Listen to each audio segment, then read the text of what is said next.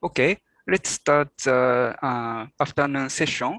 The first speaker is Professor Liang Xiao from Beijing University. The title is Several Questions Regarding Slopes of Modular Forms. So please start. Okay, thank you very much for the introduction. And it's my great pleasure to give this talk in this instance of this great conference of celebrating Professor Saito's 60th birthday. And actually, my PhD started out by working on some problems raised by Professor Abes and Professor Saito on ramification groups. That somehow leads me to, I guess, sort of the world of mathematics. But now, so what I'm the work I present now doesn't quite directly relate to what doesn't relate directly to the ramification theory, but somehow in the proof we use a lot of tools from back then. So it's my great pleasure to somehow explain this. I guess this work. Hopefully, Professor Saito will enjoy my talk. Hopefully. Okay, so I'll first of all explain what slopes of modular forms are. So first, questions of slopes. To start, let's fix a prime number p greater to 3. The theory also, to some extent, works for p equals 2, but with some variations. So I will not discuss that.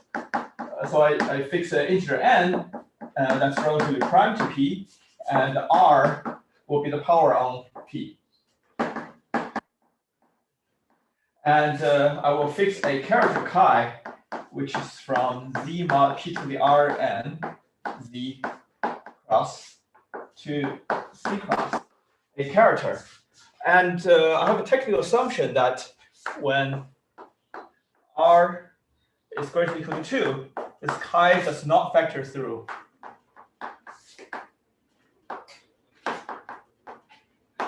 Smaller r, namely z modulo p to the r minus 1 n z cross. Okay. So I want to. So what I want to look at is a modular form. So say I have a modular form written in Q expansion. Let's normalize it. Normalize eigenform. Let's say cast form of weight k greater to 2 and level n p to the r. So I want to separate the prime to p part level n and the level at p, and the character chi. To make it explicit, what I mean by this is my f will satisfy the following conditions, that cz plus d to the k of chi d of fd. Okay, so the character is on the lower right for a, b, c, d in SL to z, such that p to the r n divides. Okay. So in particular, for such modular form, okay, maybe I'll use. Okay, fine. I just use this board. I was hoping that I have two boards to work with, but that's fine.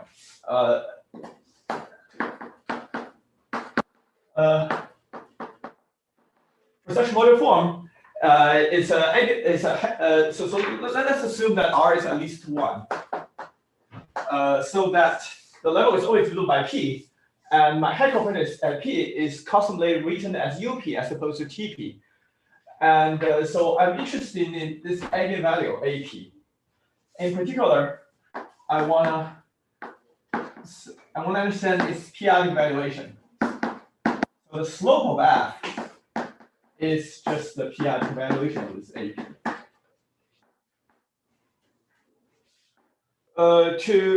Just to justify this makes sense, we want to note that first of all, this AP is in fact an algebraic integer because I take a sort of eigenform, and I want to fix it for this I want to fix an isomote between QP bar and C, so that this discussion makes sense. And also I want to normalize the p-adic evaluation, so the p-adic evaluation of P is 1. Okay. So then now I ask some sort of a somewhat naive question. What are possible slopes of such f?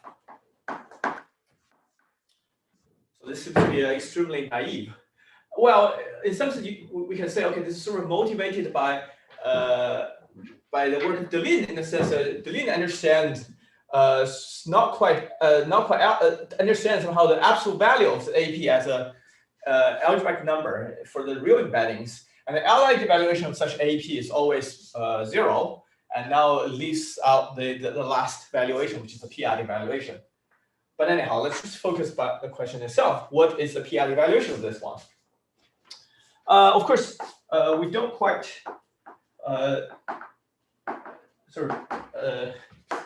work with each individual eigenforms. I want to understand how UP acts on the whole space of modular forms as so. So I want to that the hack operator UP acts on the space of such modular forms, so Yk level P to the Rn, and the limit type is chi. And I want to sort of equivalently ask what are the p-adic evaluations of eigenvalues.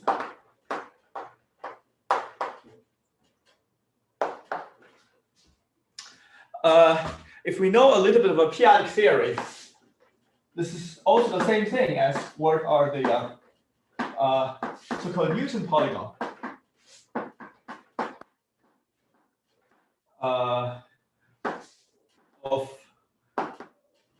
What is? Yes, doesn't matter. The Newton of the character power series.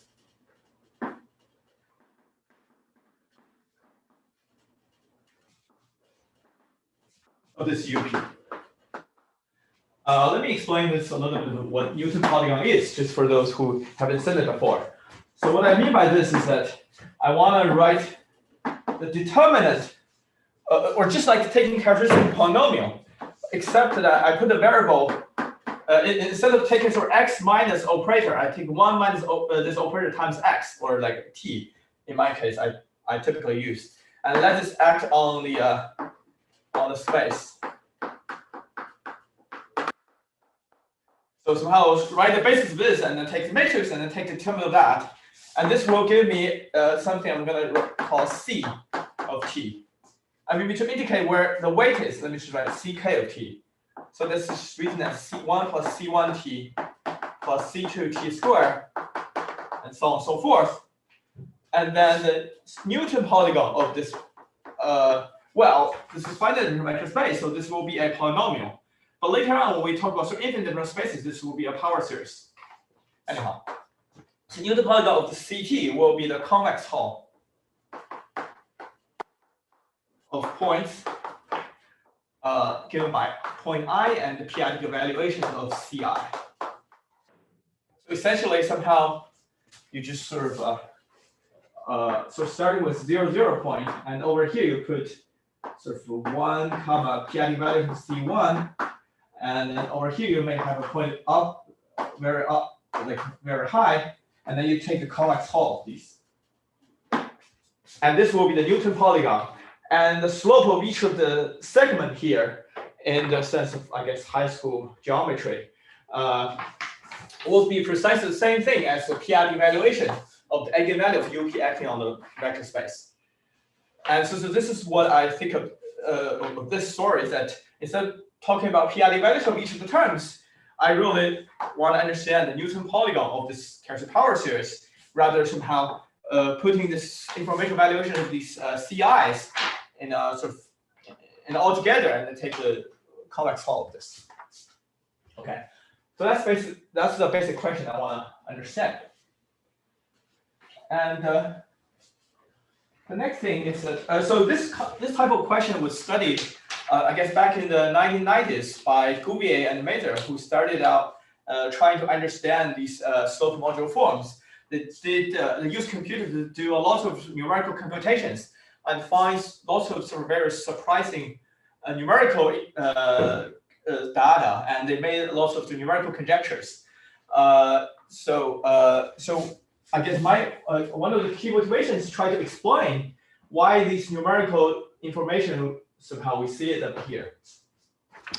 But to do that, just like everything about modular forms, you don't just look at modular forms. So everything is a better question when you put it in the framework of a Lang's program. Better question in terms of Lang's program.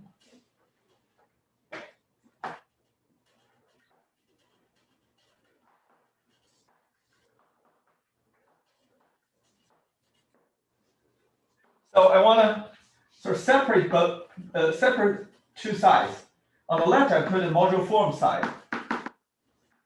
And on the right, I put a Galois side. So this is what the Lang's program says. That so this is Galois representation side. Okay. So instead of talking about modular form directly, I want to start instead on the Galois side, a residual Galois representation. So for simplicity, I'm going to take coefficient to be just FP. In general, I should be taking FP bar. I just want to sort of not talk about it, like that generality. There's no point.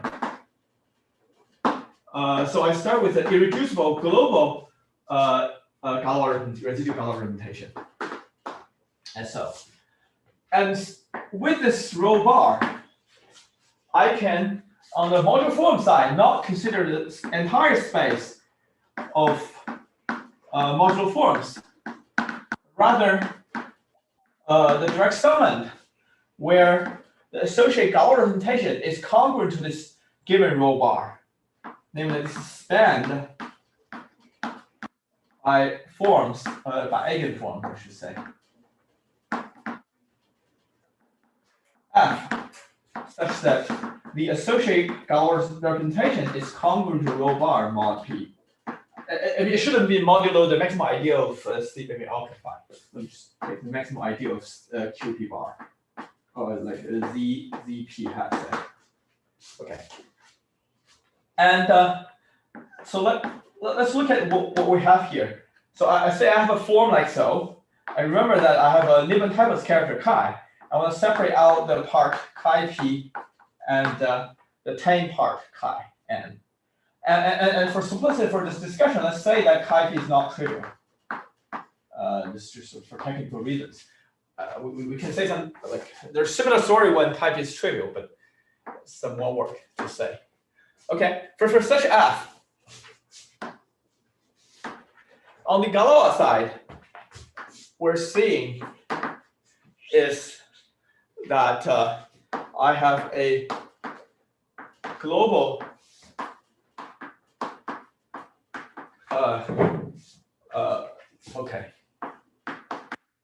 Galois representation that's lifting my rho bar I started out with.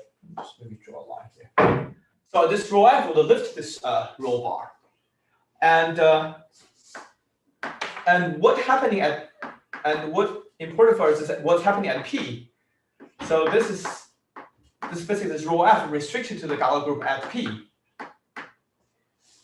This representation is crystabelian. So it's crystalline up to an abelian extension of QP. And when it's crystabelian, I can talk about a Fontaine module, or like the Fontaine module, maybe dp cris associated to this representation. So this guy is a two-dimensional vector space over whatever the coefficient is. But I want to look at the part where the Galois action is given by something related to the Nibben-Typos chi p here, which by class field theory can be turned into a character of the Galois group. And when I take this part, this becomes one-dimensional. And there's on this space, there's a crystalline Frobenius.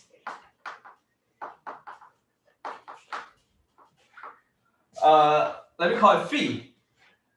It will act by well, it's one-dimensional space, so it must act by scaling. So what's the scalar? The scalar is precisely the eigenvalue for UP, which is this AP here. So in other words, what we do on the modular form side, the UP eigenvalue is reflected on the Galois side when you put in the what's it called, the p-adic theorem information into this. Right. So now I'm gonna pull this board because of how that's bad. Okay, fine. So let me erase this top part and think that this is sort of continued down from here. Okay. So I want to see this from a different point of view. So in other words, what we're having is I have some sort of rho bar residually, and I lift it to some rho f, which is crystabelian, and the Frobenius eigenvalue is given by AP. At least this will give me, I want to think this rho pf actually defines a point on the Galois deformation ring, or on the Galois deformation space of this Galois representation. Because in the case that I'm going to consider rho bar is not sort of may not be reducible. Let's put a pseudo deformation here, but this is not sort of important at all. I want to look at sort of the Kisin deformation ring.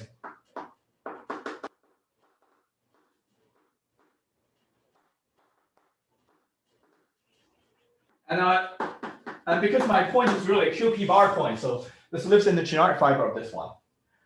So the work of Kisin shows that whenever you have a residual Galois rotation of the local Galois group of QP, this one, you can have a deformation space parameterizing all possible crystabelian deformations, which has hard take weight 0 and maybe 1 minus k, or it doesn't matter, it's k minus 1, indicates that it's related to the weight k over here, depending on how you normalize things, and with some sort of character chi p.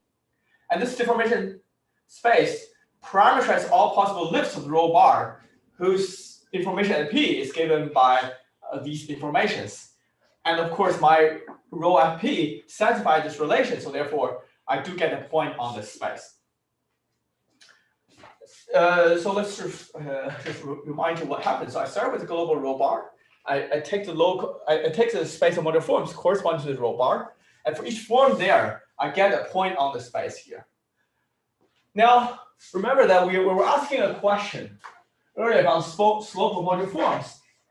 On the left-hand side, on the modular form side, the question is, what are the UP slopes of SK gamma naught P to the Rn?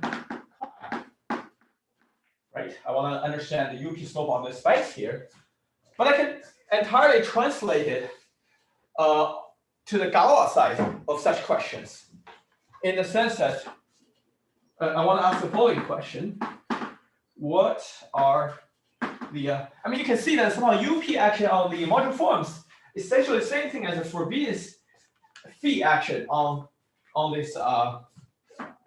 What is the on this sort of dp crystalline, the d crystal of on this dp crys. Oh, maybe I should just fine. I already wrote that. Rho universal. I talked about sort of the universal deformation of this rho bar on this Kisin deformation space, and of course I look at the part where the Galois group acts by this character. Maybe the inertia part. I should have done that. Sorry, I should have done inertia part. So suppose this slope over here should correspond in precisely what kind of slope you see over on this side. So this is sort of the, I guess you can think of this as sort of two sides of a coin, in the sense that on this one side, you see what we say about modular forms, about slope of UP operator. On the other side, we see, I guess, the slope of this Frobenius action on this dp cris of the universal representations. So why do I think this is sort of significant? It's in a sense that somehow it's a classical story to understand the UP slopes by just doing some sort of computations over on this side. But on the other hand side, understanding the structure of these Kisin deformation space is very important in studying, I guess, sort of PI local lines correspondence. And in fact, so our method kind of apply to both sides simultaneously. We can use some sort of automorphic or sort of technical computation will be on the automorphic side. But via this local lines correspondence, it's actually for GL2QP by Kumes, I guess, and many other people, that I can translate that information to this side and get information about this Kisin deformation space. I guess this is another sort of motivation why I want to study this. Okay, so in this small box over here, I want to put in a small technical assumption for our result.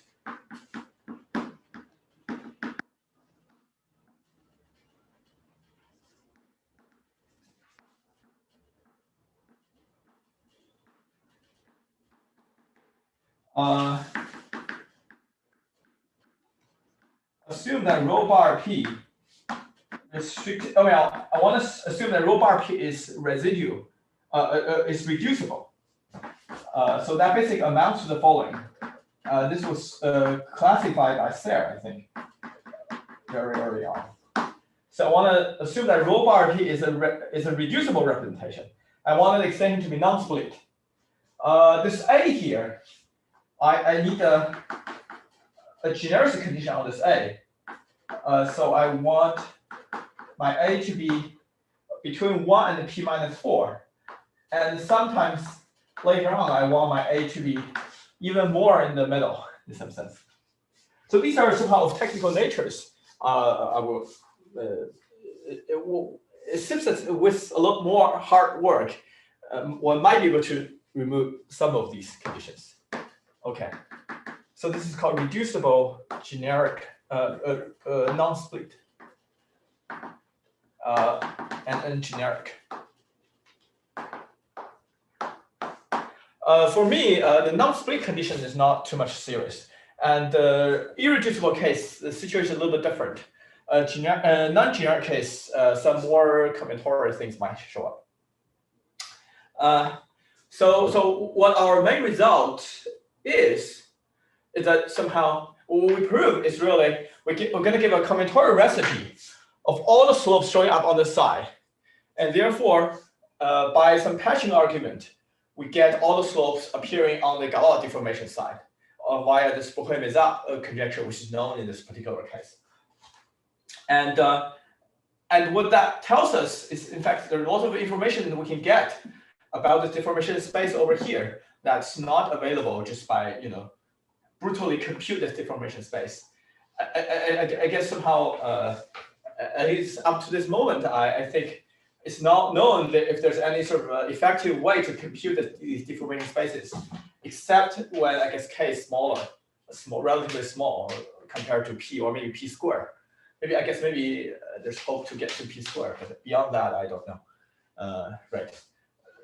However, somehow our methods somehow allow us to get some information about this.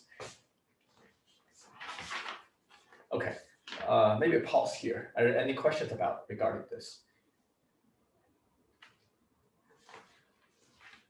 Okay, good. I'm right on time, so I'll move on to talk about the next technical point, where somehow we're going to see a dichotomy between two cases we consider. So after all, it's all about sort of slopes of modular forms, but we will have to separate two cases. I guess it depends on what this chi is, whether this chi p is tamely ramified or wildly ramified. To understand this more geometrically, let me discuss so-called the weight disk. maybe within that or not. So the idea of p-adic variation of modular forms, one of the key ideas that we want to mix up weights K and the Niven hybrids. The way we mix them up is that I want to form the following character. I want to form the following character, maybe call it parenthesis K comma chi p. I think as a character, a continuous character from ZP cross to QP bar cross. It will send an A to A to the K, and then chi p of A, well, depending, okay, mod, what is it, P to the R? Okay, I just multiply, so A to the K is element ZP cross, and this is another element in QP bar cross, and just multiply them together. Okay, so this is how we put the weights and then hybrids all together. So let's see. So this is natural somehow to ask the following question: What are the all possible continuous characters on ZP cross? So this is so-called the weight space. It captures all continuous characters on ZP cross.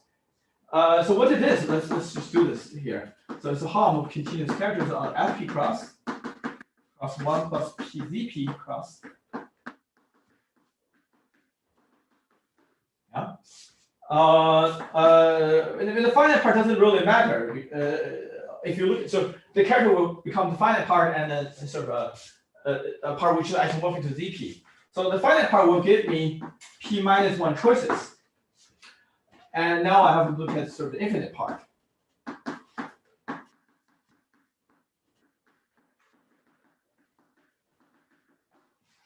And I know that this is isomorphic to ZP, so it's procyclic. So it's essentially topologically generated by, say, 1 plus P. And what that's mapped to on this side? Well, because you want it to kind of converge. So this element cannot be mapped to anything. It must be mapped to something like 1 plus T for some T in QP bar with valuation of T strictly positive. So it must be mapped to something which is sort of topologically unipotent. So how do we see this geometrically? So this is basically for any given T with positive valuation, then I would get a character like so, and vice versa. And when I have a character, I would get my T. So this is basically P minus 1, destroying unit of P minus 1 open unit disk. So let's draw the picture here.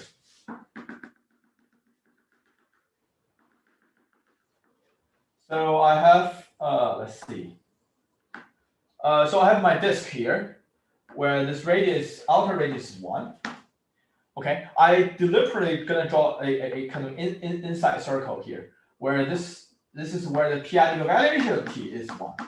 So namely the norm is 1 over P. So so this is going to be one of the P minus 1 disks. So I just want to draw one disk somehow. You should, I guess we imagine that you project all the P minus 1 disks to one sort of disk. So let's maybe see some examples of where these characters lie on this open unit disks. Let's see. So this bit of embarrassed. So let's move over here and talk about a couple of examples. Let's see. Let's suppose that chi p is trivial. Then I would have just the character a goes a to the k power. Yeah. I want to understand what's the corresponding coordinate for t. So I'm going to write t xk. So xk indicates this is a character raised to k power. So the corresponding t coordinate is what? So the t will be where I send 1 plus p to, and then minus 1. So this is just 1 plus p to the k minus 1. So this is approximately in the p-adic world, this is roughly pk. And there are other terms like p squared, k, blah, blah, blah. I just don't care about them. So roughly somehow this is pk. So in other words, are they? Well, the weight 1 point is here. I guess, for example, when k equals 1 is, say, here. And k equals 2 is another point on this sort of central disk. And if you have sort of k equals p, it will be closer to the center somehow. And k equals p squared will be even closer. Anyhow, this will be somehow in the center of the weight disk for me. So this is the center of the weight disk W. So let's look at another example, which is also sort of typical. So I want to consider a chi p, which is not trivial.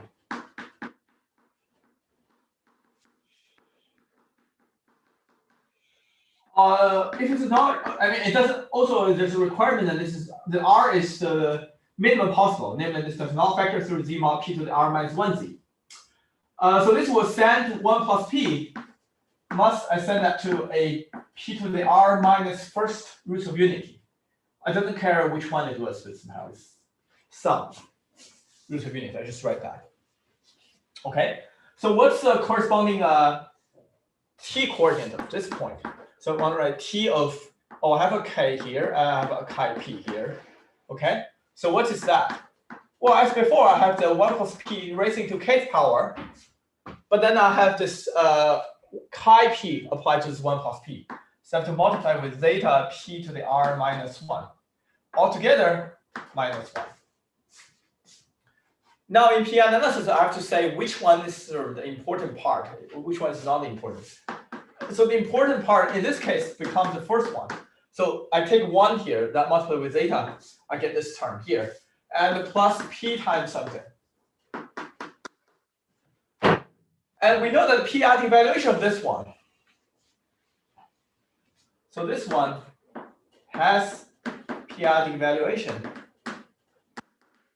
Precisely p minus 1 times p to the R minus 1 over that. So this is much, much smaller than 1. In other words, this will be a point kind of closer to the boundary of the disk. Let's just maybe mark some point here. I'm not sure how well this will reflect on the camera. So if you have some sort of, let me write chi 2 or chi 2. This maybe R equals 2. So the chi 2, the difference between this point and here, the valuation of t is 1 over p minus 1. And then chi 3 is even further away from the disk, and so on and so forth. And what does this k show up? Well, the k is sort of at this weight chi 2, around is a very, very small disk around that. And these sort of xk chi 2s will be around there. In other words, so whenever you have a highly non-trivial or a character of this where, oh, I forgot to say R greater than or equal to 2, the corresponding character will be on the boundary of the weight disk. So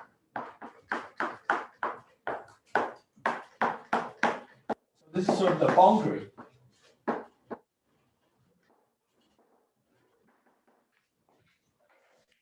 So in some sense, this weight disk is broken up into 2 parts.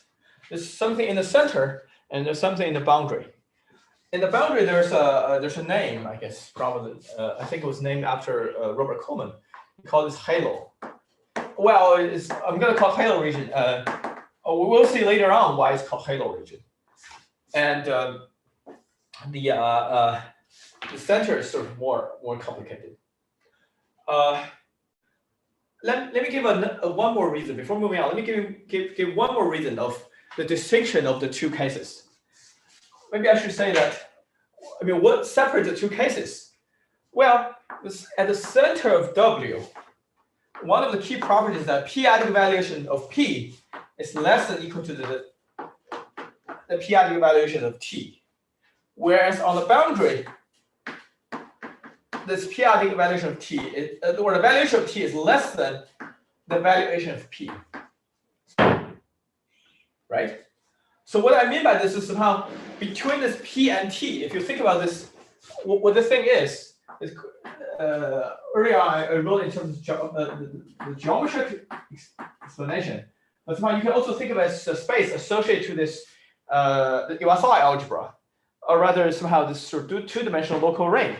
And this two-dimensional local ring, there are two uniform, there are two what's it called? Excuse me, two parameters. So the maximum ideal has two generators, P and T. So you should imagine they're fighting each other to be the one that dominates the geometry of the situation. When this p-adic valuation is smaller, somehow P should be thought of as a primitive uniformizer in some sense. Whereas on the other hand, if you're somehow close to the boundary, this T should be thought of as sort of the main uniformizer instead of P. I think this goes back to I learned it from someone who in turn learned it from Peter Scholte. Anyways, Peter Scholte thought that one should consider some adic boundary of this space, and the adic boundary, their uniformizer is sort of T. So in other words, somehow in the center we should think of some sort of p-adic situation where when we get closer to the boundary, the situation should be considered as t-adic situations. Okay. So that's a big distinction of the two situations. Great. So now what we want to do is that we studied, okay, so given a k chi p, I would get a point on the weight space. And now I want my k and chi to vary. So I guess early on, given any k and chi p, I have a space of modular forms. Now I want a space of modular form to vary on this and on the entire weight space. And one of the, I guess, philosophy in number theory is that somehow, whenever you prove something about particular k and chi p, it might be difficult. But if you put things in the family, sometimes it becomes easier. And you actually see more interesting stuff when putting things in family. So let's just do that.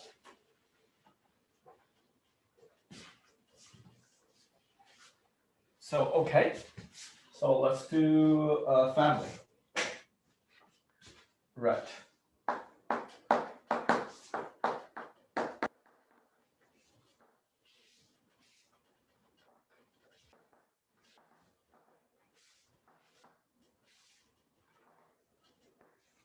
Putting everything in p-adic family. So let's start with the fact,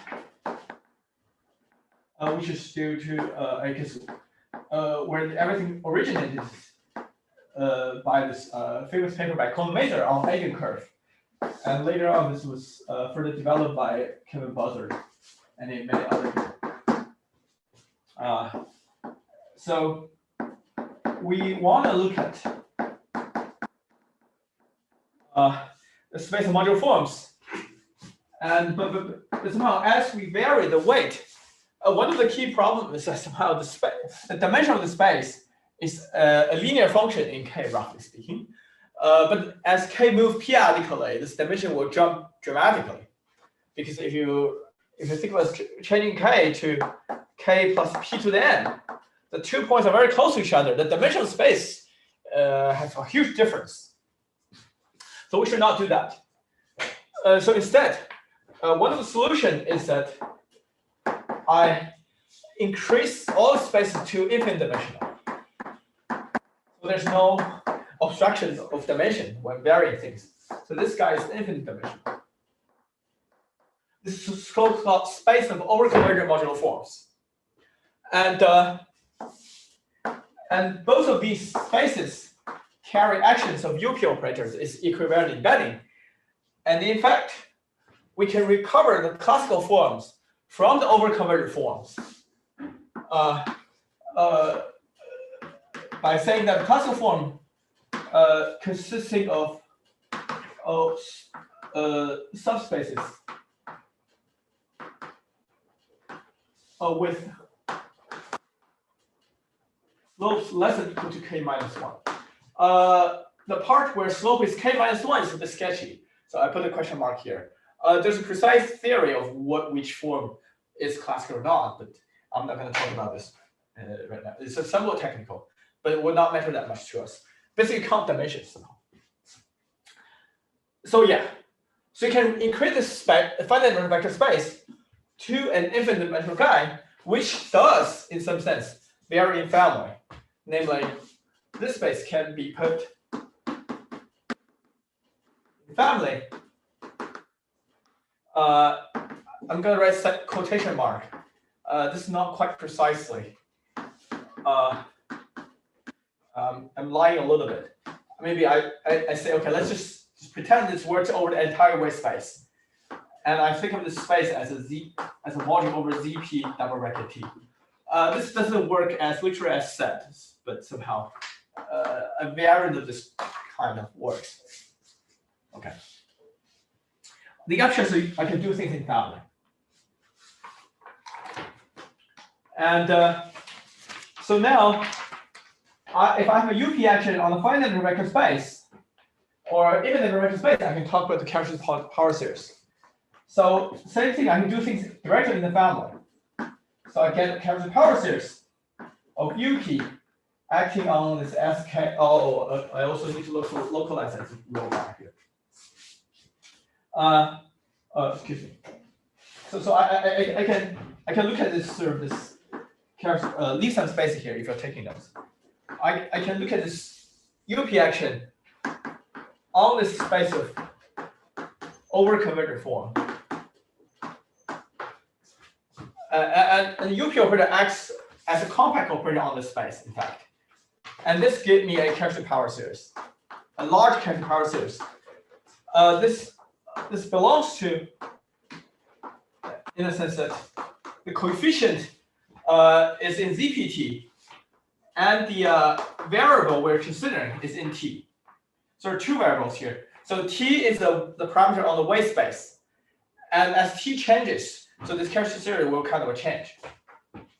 But when you evaluate T at 1 plus P to the K times chi P minus 1, you somehow recover the characteristic power series of this space of overconverted forms at this weight K and Newman times chi. And in particular, the characteristic power series of UP acting on the classical forms.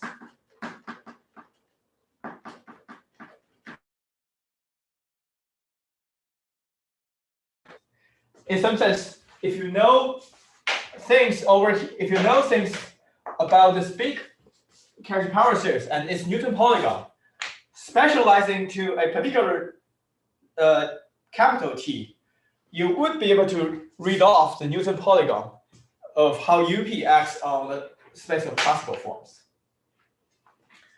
And to what it was, this was developed by Coleman and Mather, that the zero locus of this characteristic power series in the weight space times GM rigid space of GM is the spectral curve.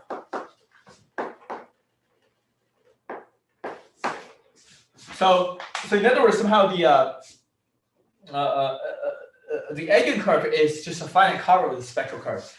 To some extent, the spectral curve governs most of the geometric property of the eigencurve. And somehow this eigencurve is a fundamental object in studying p-adic variations of modular form. So we would also at the same time hope to understand a little bit of the structure of this spectral curve as well. Okay. So now let's rephrase our question again in a more family way.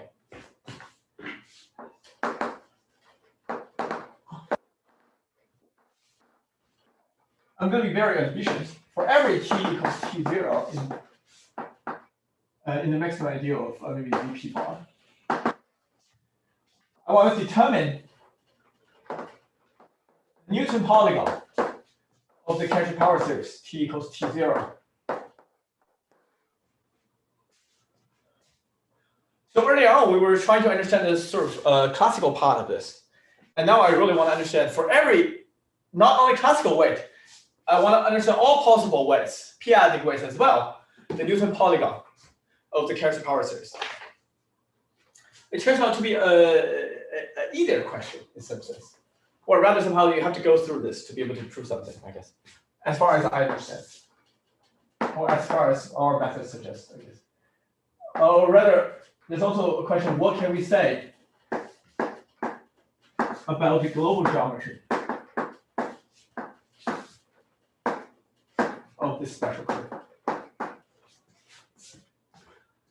Of course, we also wanted to say a little bit about eigencurve, but that's the next step. Okay. So now, with only about 10 minutes, let me state our main theorem and or like to explain what one should be expecting at least. So main theorem. Let's see. I'll say how to attribute this in a bit. So I'll say two theorems in fact. Assume that, so this is very important for us. So let's assume that this guy is a reducible, generic,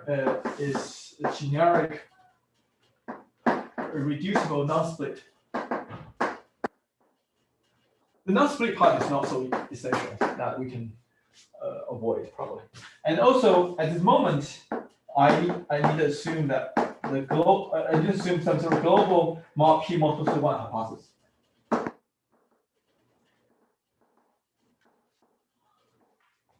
But this should be able to remove relatively easily. Okay, two theorems. First, let's joint work with. Oh, sorry, wrong one. So this is joint work with Ruochuan Hu and Liang Xiao.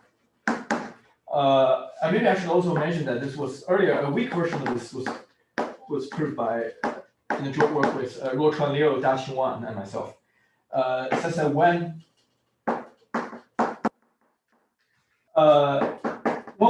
the p-adic value is t0, it's between 0 and 1. So let me sort of draw the picture here. Geometric. So this is the weight disk I put below as a disk. And over here I have the parameter gm rig. Remember that my special curve is a 0 locus of this Cauchy power series in this space here, in this product. And at this moment, let's look at sort of the boundary, like the halo region somehow. What happens is that there exists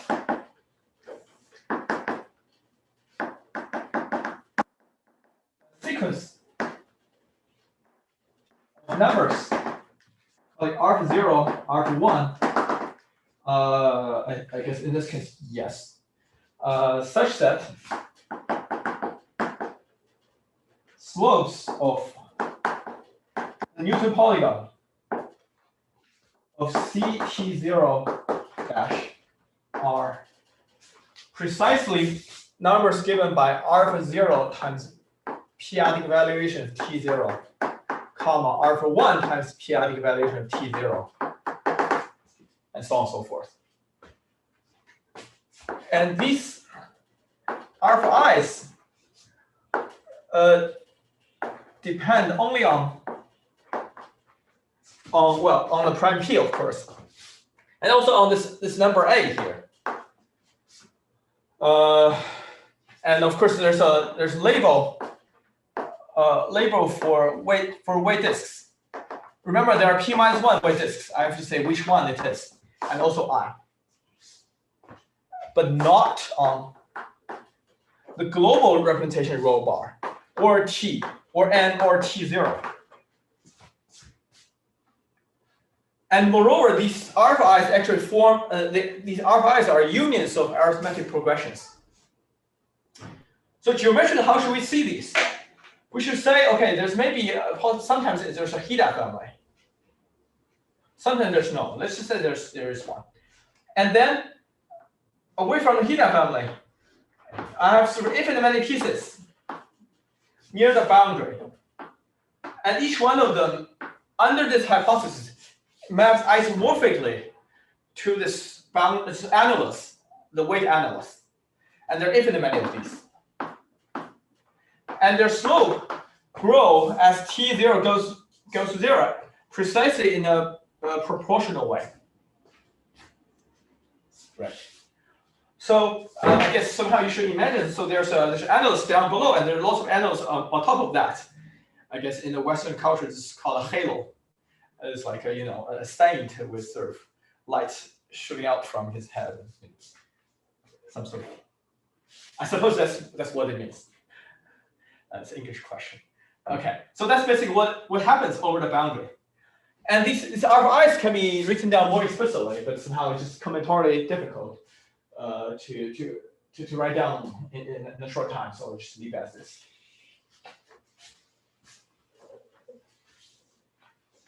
Okay, so that's what's happening on the boundary case. So-called refined halo theorem. I guess we have a couple proofs of this. So secondly, it's called ghost conjecture of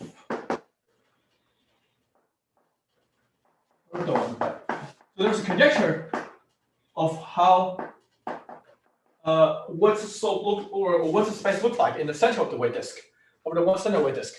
So this was proved like under the Jersey condition by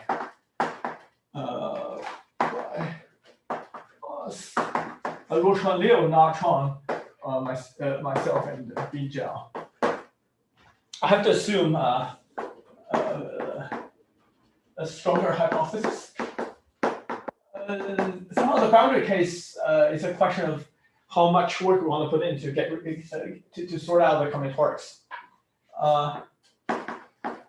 Basically, what it says is that you can find a combinatorially defined some sort of toy model of this character power series.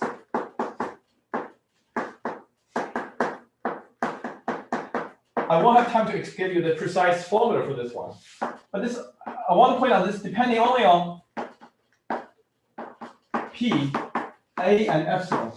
Oh, on the weight. Let me just say labeling. Let me call it epsilon. Epsilon. Not on rho bar and n.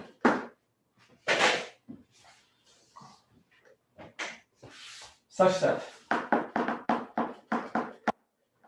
the Newton polygon of the character power series is the same thing as the other Newton polygon of the ghost. Any T0 in the maximum ideal of the P bar. So in other words, somehow what it says is somehow the slope really only depends on P, A, and epsilon, rather what happens at the local Galois representation rho bar P. So that's what it really depends on. And it does not depend on any sort of global data. In fact, the proof can be done entirely in the framework of p-adic local non-lens correspondence, like using Pascual's function stuff. But anyways, right.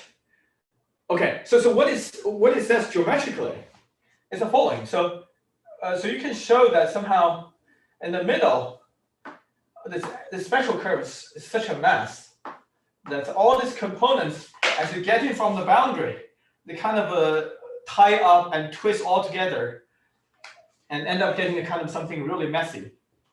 The corollary of this messiness is that let me emphasize that I want to assume a global P multiplicity. Global multiplicity one condition. That would say that if you take special curve and look at it over one disk labeled by epsilon, and of course the ordinary part is a whole component on its own, but the non-ordinary part is irreducible. It's irreducible in a very complicated way. Somehow on the boundary there are infinite many components, and in the middle somehow it all ties up together.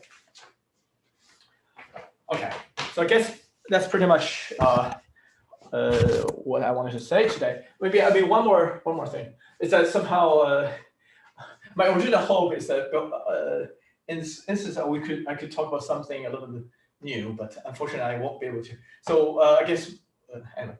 So maybe I'll wait for the next instance. I'll stop here. And well, happy birthday to Professor Zhao. Thank you very much. Okay, any question or comment? So thank you very much. So the final theorem is on this slope, but in the middle you talk about Galois deformation of Galois representation. So this appears in the proof. Oh yeah. So yeah, I forgot to say what the so this one of the corollaries is this one. The other corollary is that we can say another corollary is that of this construction, but I want to use it in a patch setup. Is that if you look at this deformation space for each of this, either spec or whatever. Yeah. Okay. So, not this one. So this will have many irreducible component with multiplicity 1.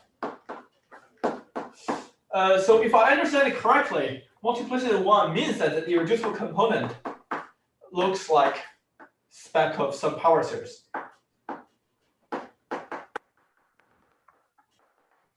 So in other words, somehow, without doing much of a computation, we can show that this space will have many components, which has lots of sort of nice describable irreducible component. Of course, we don't know how these irreducible components put together, sort of the whole space that we don't know. But this has an implication on this one. And also, we can show that forgot one thing. And on the entire space, there's also a phi slope, right? We can show that phi slope always belongs to integers. Well, except possibly with a 2 here. Maybe I should say, so it's in Z if A is even, and possibly with a 2 in the denominator if A is odd.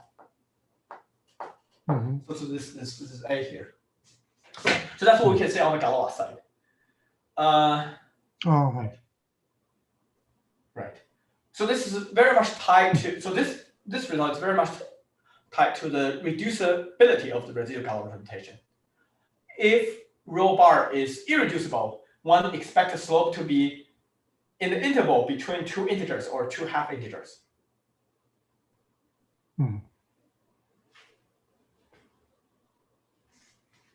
Thank you. Thank you for the question. Very good question. Any other question or comment? If you have, please raise your hand in Zoom.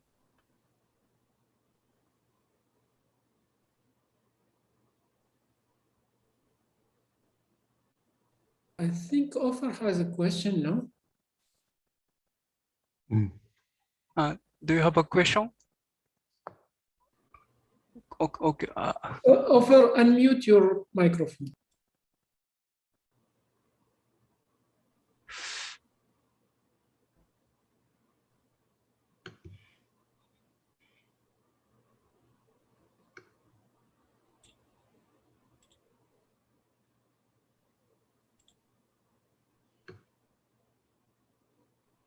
Okay, now I can speak. Yes. Okay, so the problem I did not find the question and answers, and I have some problem. I did not find well, maybe now so I just want to. It's the chat section. The what? Chat section. It's in French. It's called converser. Okay, chat.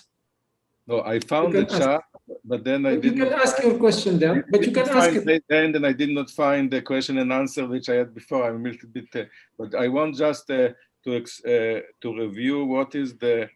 You had this notation for the Kisin deformation space with pseudo representation k minus 1 chi and r rho p bar. Can you recall what this was? So you consider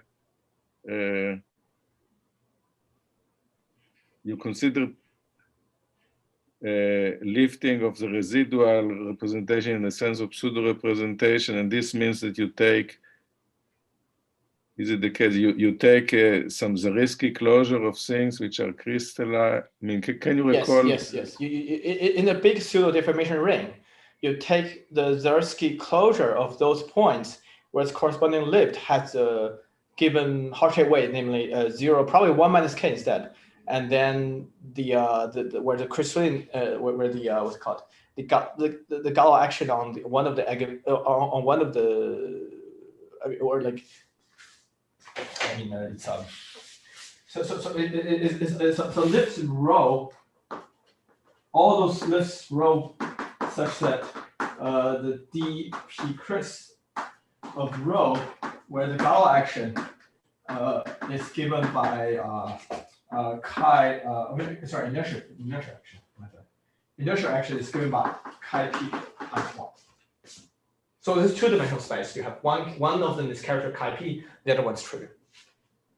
So that those, if you look at sort of Girard fiber, there are lots of these points, and take Darcy closure of those will give you a subspace of the deformation ring or deformation space. And Kisin showed that this is flat and this is extremely well behaved. And the chi p correspond to the action on the certain node state on the. You mean the K? Yeah, so Hartree weight, well, depending on Hartree weights, I think is 0 and 1 minus K. If my normally, I personally like this normalization. And the chi p correspond to node state weight 0. So chi p is a finite character. Okay. I cannot recall it now. I apologize. And I think it's probably corresponds to this one. Okay, and Kisin shows that. And is it the case that anything in the Zariski closure gives things which are still crystalline with these properties? Yes. You take this point, take Zariski closure. It turns out every point in this Zariski closure are of this form. So this was proved by Kisin. Yeah, and also since you work with pseudo representation, which don't correspond exactly to representations except in the reducible case. I agree. So I lied a little bit. I should have taken the frame deformation, and then I take the quotient. There's no problem there. You mean deformation? I take the frame, the deformation space. Which means? Oh, representation as a matrix representation. Then I don't have any representability issue. Yes. Now I can take the quotient or take the subspace, being the Darcy closure of those sort of crystalline, these crystalline points. And it turns out the Darcy closure, every point on the Darcy closure is actually crystalline. Okay, so it is not the pseudo. Yeah. Maybe Because if I set frame deformation, that won't be 1 point on the frame deformation space. It's a bit annoying to. But is it the case that those things are automatically reducible in the generic? The liftings are. Sorry. Could you repeat your question? And are the liftings irreducible? I think on one of the component, it's ordinary lift where it is reducible. All other components where the lifts are irreducible. No, and in characteristic 0. Okay, and in the end of the talk, you have some other space. Can you write down the other before the last questions? You wrote some space where you wrote it with SPC. Oh yes. What was this space exactly? So this is basically an eigen curve of Coleman-Maser. So what it is how you have this weight disk, and then on this side you have GM rig, and you want to take the zero locus of the character power series C, T, T, where T is a parameter over here. And if you take the zero locus in the I guess in a loose, I guess in a truncated way, you have some sort of in the rigid space, which looks like so. And I guess you wanted to understand how this is related to the deformation space. Maybe that was where your question is from.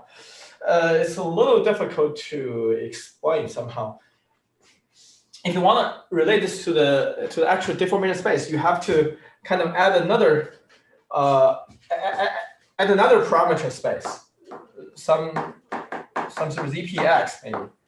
So maybe it's just not only work with module forms parameterized by W, but rather parameterized by some sort of maybe ZPT, and then with another variable X. And everything becomes sort of family. And now if you pick a point here, or pick a sort of a line, pick a weight in this weight space, you would have sort of one-dimensional deformation space over here and here. So these will, the union of these will be the deformation space.